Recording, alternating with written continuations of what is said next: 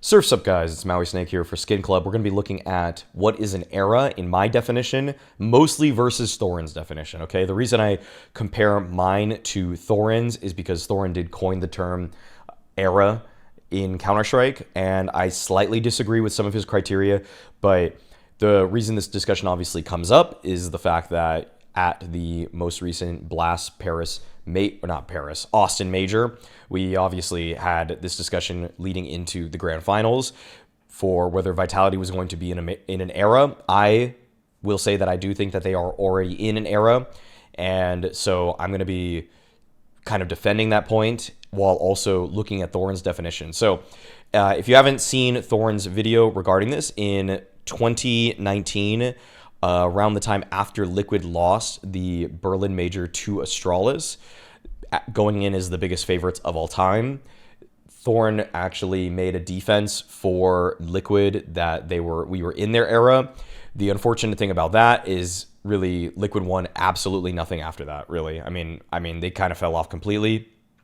And so I don't think that people are going to look back really fondly on this idea. And I think that even Thorin himself, if questioned about it, that I think Thorin maybe expected Liquid to come back to winning ways in some way. I think that this video is worth a watch if you are interested in what his takes are.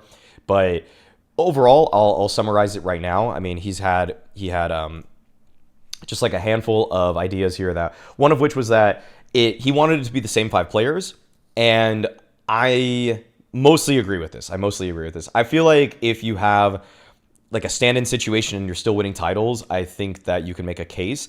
But I also think that, we'll keep going. We'll keep moving to it. Thorin wanted a certain level of duration, but I don't think it really got too much into the specifics of the time frame that needed to be. And then also he kind of looked over the quantity of titles that teams would have. So he went over the amount of majors that these teams had and whether they were in an era or not. And this is my first point of true disagreement with Thorin. He said Astralis had 2 at the time because they had won. In total, obviously, the Astralis era was 3, maybe 4 majors, depending how you want to count it. But he thought that the break between it having Caribou versus Magisk was different times. Okay, so now Fnatic winning 2 majors in the early days of CSGO was also one. And then he considers LGSK one, and that's an era. But then he actually doesn't consider NIP's 87-0 win streak and 11 titles won as including their major. This is where I would disagree with him. So NIP won 17 LAN titles, and Thorin wanted to count the period to be the period of time with no break in between. So when the first CSGO major happened and they lost as the runners-up to Fnatic, he thinks that their major or their era ended because they were on that huge streak, and part of the streak included that time. But then as soon as they lost, now it's no longer their era. I would actually argue that we call Michael Jordan's era as the 6 championships that he won, even with the 18-month hiatus where he went to play baseball and kind of did a semi-retirement. And so I actually would include NIP's era to involve the 87-0 along with the fact that they won at 2014 Cologne, because even after losing to, and I'll show you this, even after losing this major here, where they lost to Fnatic in DreamHack Winter 2013, they went on to win the immediate next event in Fragmite Master Season 1. They came in second place in the following major several months later in March to VP. They were still placing top 2 regularly. They Star Ladder Star Series 9, where they came in second place in Navi. And then they also had a first place finish at Yongshaping at DreamHack Summer 2014. So, and then they went on to finally win their first major at ESL 1 Cologne. And I think that's where I cut it. That's where I personally cut their major, their era, because they didn't really continue to have the top 2 results as consistently. They did come in second place. They did actually have 2 grand final appearances in the following 2 majors, and you could almost kind of make a case that it's still their era. But with Fnatic winning as frequently as they did, I wouldn't really give it to them. But I would still actually consider August 17, 2014, all the way back to the beginning of CSGO around October 31st, 2012. I would consider that all to be NIP's era personally. The gap there of them still being a top 2 team in the world, I think still counts. So that's just me. And as you can see, Thorin says that the NIP era really only is this stretch of time right here. And yeah, that's all. I personally don't agree with that. So that's why these discussions are actually fun, that we can have different opinions. And so we move on to the next one. So obviously we have the Fnatic era. This one was kind of this one was a little bit weird because you would say that the Fnatic era was around 2014. So they had already won a major and came in second place in another one. And then they started just winning absolutely everything. Look at Star Ladder Star Series, more S tier events. I mean, B tier, a bunch of B tier events, whatever. DreamHack Invitational, top 2. Face It, that's a group stage. Face It League Season 2, they won that. Then they win ESWC. They win Frag by Master Season 3. I don't think Thorin counts this as their era, but then he counts it really more as like when they won Katowice 2015, and then when they went on to win Cologne 2015. In between these two, they won DreamHack Open Tours, Gfinity Spring Masters, DreamHack Open Summer 2015, EPL or ESEA EPL Season 1. They won that. And they won, that's it. So they had actually, in that span of time, 2 majors, and they had one for S tier titles, 1, 2, 3, 4, 4, because this is online. So that's obviously, to me, that would be an era in today's world also. 2 majors with a period of dominance in between. But it's only 5 months. So for Astralis, though, on the other hand, I think this is the most like clear-cut era. Actually, no, we'll move to the Fallen one. The Fallen one is probably the hardest to defend, I'd say, by today's standards, because it's pretty much like a period of just being like a top team and then a very brief sequence of being an elite team, yet it's 2 majors. So the 2 majors are where it's made up. The fact that they win Columbus, then they go back-to-back with Cologne. In between, they only win EPL Season 3 finals. So obviously that's a really big tournament. It had a lot of the top teams in the world. It had, say, Astralis, NIP, Fnatic, G2, Liquid, Optic, Cloud9. Like, this is a very stacked tournament to be winning also. And so this is only a period of 3 months, though. Like, this is such a short span of time. And so, but it includes the majors. And then the final one being Astralis, where it's, to me, the most clear-cut era, where they were winning. They won London.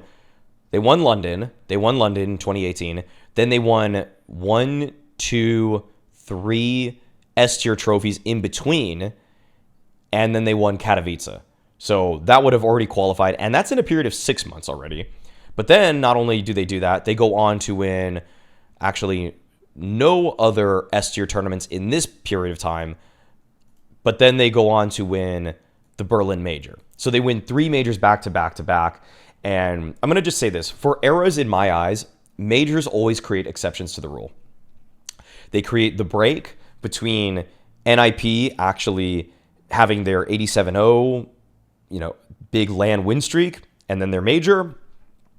And then they also give Astralis this period where they didn't actually win any titles for a span of 6 months, and then they just go on and win the Berlin Major. So you can actually hold on to an era if you're punctuating it with major victories in the interim. So looking at Vitalities, I feel like this is the cleanest thing we've ever seen, really. Like, it's 1, 2, 3, 4, 5, 6 S tier trophies, then punctuated by a major.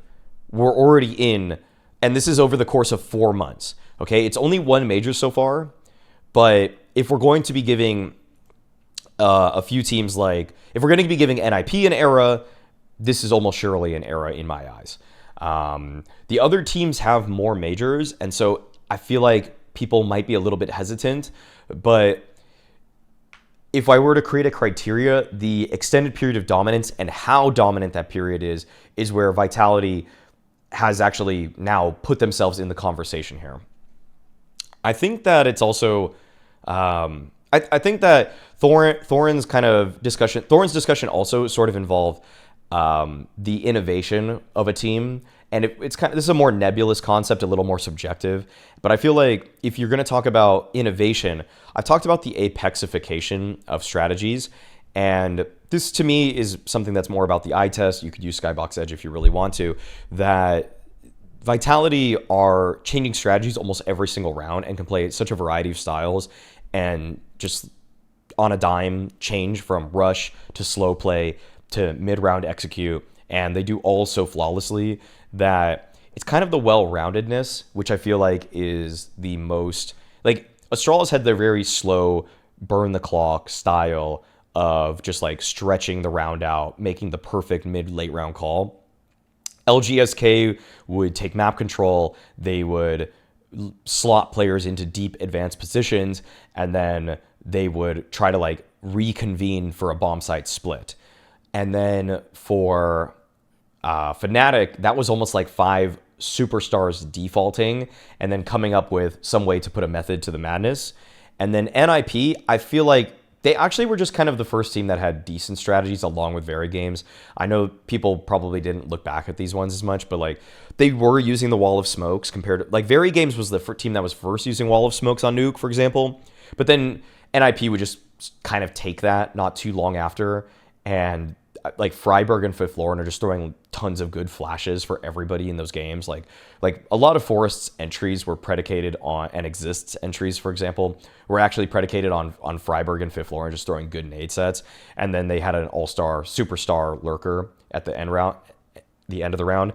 All in all, though, guys, I feel like the discussion here is not... I don't think it needs to really be muddied as much as I think some people are making this. I feel like there is a little bit of contrarianism going on about like it's not an era yet. This is like the strongest extended period of dominance that we've seen for a very long time. Like, I mean, just even looking at this, like you had a majority of the events in the calendar. I don't know why Liquipedia hasn't updated this page yet. You have a majority of the events in the calendar so far being won by a singular team. 1, 2, 3, 4, 5, 6, 7 of 11 events are won by one team, and 7 of 8 events attended by Vitality in a 6-month stretch, they won. Okay, we really don't even have anything like that. Even Navi last year, for example, who had 6 consecutive grand finals, they only won 4 trophies in this span of time, and that's not an era. But this is just so much more definitive already for me. I could see, I mean, I think that the confusion here might come because people might think it's 2 eras. But the thing is that if NIP's era, with the dominance that it showed then, can be counted as such. So, for example, let's just see. I think Thorin has the amount of finals that these teams played, or top 4s. No, titles won in a row. So they had 10 NIP. So Vitality's on 7 right now, which is already bigger than Astralis, Fnatic, and LGSK. And that's with only one. In my eyes, it's actually with the one major. I think the one major helped kind of like solidify it being an era. And then, so this would already be 7. It would already be higher than all of these other teams here. And then it would also have a major on top of it. And Thorin's not even counting the major for NIPs over here. So this discussion is kind of interesting. I'm sure we're going to talk about it more on podcasts. These are kind of like my preliminary thoughts. Actually, it's pretty defined. I do think that Vitality is in an era right now, guys. I don't even think if they lost everything that this 6-month stretch would not be considered an era down the line. Okay, thanks, guys. This has been Mauisnake for SkinClub. We're going to be having more content coming out shortly, and thanks for listening to my fairly defined but also fairly scattered thoughts. As always, being toxic is a choice.